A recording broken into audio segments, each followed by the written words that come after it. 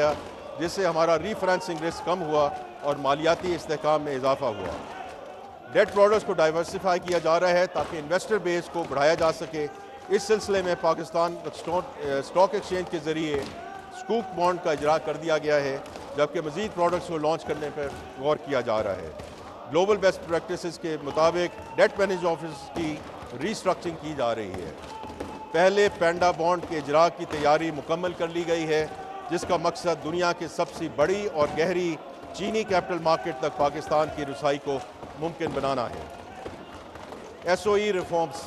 जनाब speaker, state owned enterprises हुकूमती खजाने पर 800 अरब रुपए से ज़्यादा का सालाना बोझ डालती हैं।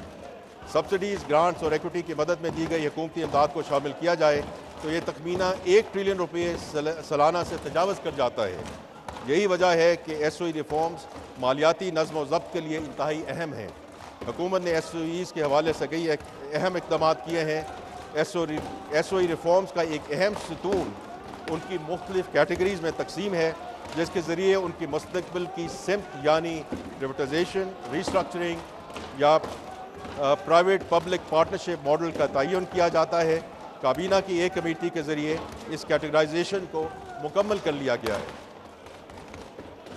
प्राइवेटाइजेशन पे जनाब स्पीकर, अवामी शोबे की कारकर्दगी को बेहतर बनाने, माली बोझ को कम करने और सरमायाकारी को फ़रोग़ देने के लिए हुकूमत एक जदीद और मुतहर्रिक निजकारी हिकमत अमली पर अमल पैरा है। ये हिकमत अमली नॉन एसेंशियल सरकारी इदारों की शफाफ और मौसर निजकारी पर मरकूज़ है, ताकि मुख्तलिफ शोबों बिलखसूस तवानाई और मालियाती शोबे मुसाबकत, कारकर्दगी और निजी सरमायाकारी को फ़रोग़ दिया जा सके। माली साल 2025-26 में हमारा हदफ है कि हम PIA और रूजवेल्ट होटल जैसी अहम ट्रांजैक्शन मुकम्मल करें और डिस्कोज एंड जेनकोज जैसी कलीदी एहसासों को निजकारी के लिए पॉलिसी और ज़ाब्ता जाती इस्लाहात को आगे बढ़ाएं। सबसे अहम बात यह है कि हम निजकारी को सिर्फ एक माली इक़दाम नहीं, बल्कि पाकिस्तान की सरमाया मंडियों को वुसअत और गहराई देने का एक ज़रिया समझते हैं।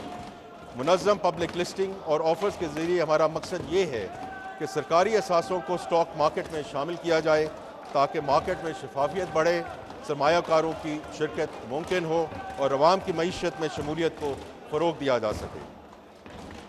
आई would now want to talk about the right sizing of the federal government. जनाब स्पीकर, हमने वफाकी हुकूमत की इदारा जाती तश्कील को वज़ीर आज़म साहब की विजन के मुताबिक दुरुस्त, मुनज़्ज़म और जदीद बनाने के इक़दाम का आगाज़ किया है।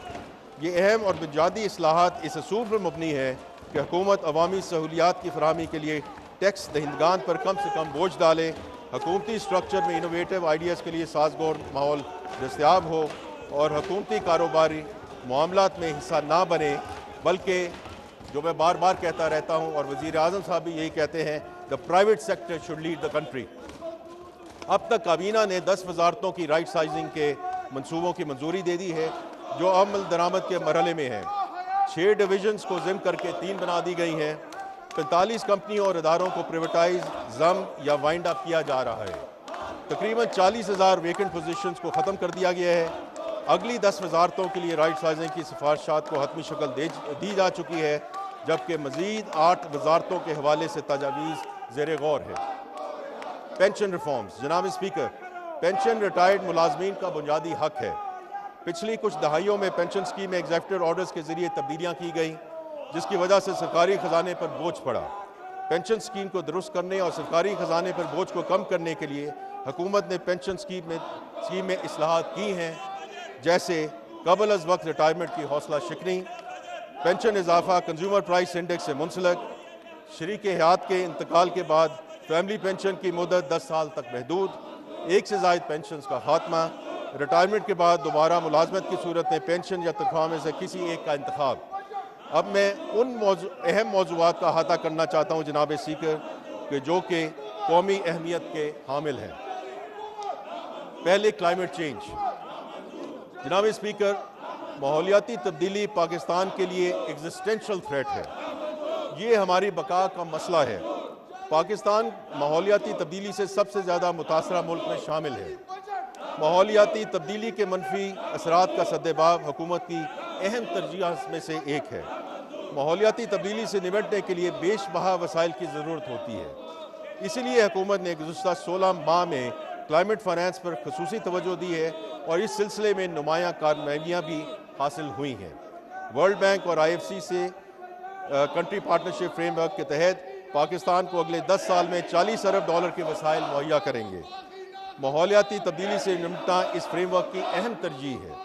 इसी तरह 1 साल की अंत तक मेहनत के बाद IMF ने पाकिस्तान को $1.4 अरब की रेजिलियंस एंड सस्टेनेबिलिटी फैसिलिटी फराहम की है। हुकूमत पाकिस्तान ने पहले ग्रीन सकूक का भी इजरा किया है, जिसके ज़रिए माहौलियाती तब्दीली से मुतल्लिक मनसूबों के लिए मुकामी मार्केट से वसाइल की फराहमी मुमकिन हुई है। इन वसाइल की दस्तियाबी पाकिस्तान को माहौलियाती तब्दीली से महफूज बनाने में इंशाअल्लाह मददगार साबित होगी। मैं अब सोशल प्रोटेक्शन और बेनज़ीर इनकम सपोर्ट प्रोग्राम का जिक्र करना चाहूँगा। जनाब स्पीकर, हमारी हुकूमत एक जामे और मौसर समाजी तहफ़्फ़ुज़ के निज़ाम के ज़रिए मुआशरे के कमज़ोर तरीन तबक़ात के तहफ़्फ़ुज़ के लिए पुरअज़्म है। जारी माली साल 2024-25 के दौरान बेनज़ीर इनकम सपोर्ट प्रोग्राम ने कम आमदनी वाले ख़ानदानों को मुआशी मुश्किलात से बचाने में अहम किरदार अदा किया। 592 अरब रुपए के मुख्तस फ़ंड में से एक कसीर रकम के ज़रिए 99 लाख मुस्तहिक़ ख़ानदानों को गैर मशरूत नकद इमदाद फराहम की गई। इसके अलावा 1 करोड़ 16 लाख बच्चों को तालीमी वज़ाइफ के ज़रूर में माली मुआवनत फराहम की गई। BISP के नशोनुमा प्रोग्राम के तहत 15 lakh lactating and pregnant customer mothers को और उनके 16 लाख बच्चों को नकद इमदाद और ग़िज़ाइयत पर मबनी खसूसी खुराक फराहम की गई। माली शमूलियत के फ़रोग़ के लिए साल भर में 2,50,000 मुस्तहिक़ीन को फाइनेंशियल लिटरेसी की तरबियत दी गई। इंफॉर्मेशन टेक्नोलॉजी, जनाब स्पीकर, IT का शोबा अपनी बरामदात की सलाहियत की वजह से मुल्की मईशत का एक इंतहाई अहम हिस्सा बन चुका है। डिजिटल गवर्नेंस और साइबर सिक्योरिटी के हवाले से पाकिस्तान की खिदमात का बैनुल अक़वामी सतह पर इतराफ़ किया गया है। Global cyber security index 2024, UNE government index और ICT डेवलप इंडेक्स में पाकिस्तान की बढ़ती हुई रैंकिंग मुल्क के IT शोबे की तरक्की का मुँह बोलता सबूत है। रवा माली साल के दौरान पाकिस्तान की ICT बरामदात में मुतासर कुन इजाफा रिकॉर्ड किया गया। साल के 10 महीनों में ये एक्सपोर्ट $3.1 अरब तक पहुँच गई, जो पिछले साल की निस्बत 21.2% ज़्यादा है। ये नुमाया इजाफा हुकूमती पॉलिसी के नतीजे में हुआ। अगले माली साल में भी इस शोबे में तरक्की का सफ़र जारी रखा जाएगा।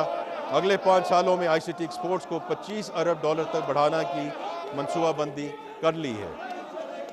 SMEs एंड अफोर्डेबल हाउसिंग, जनाब स्पीकर, SMEs हमारी मईशत की खुशहाली के लिए रीढ़ की हड्डी की हैसियत रखती है।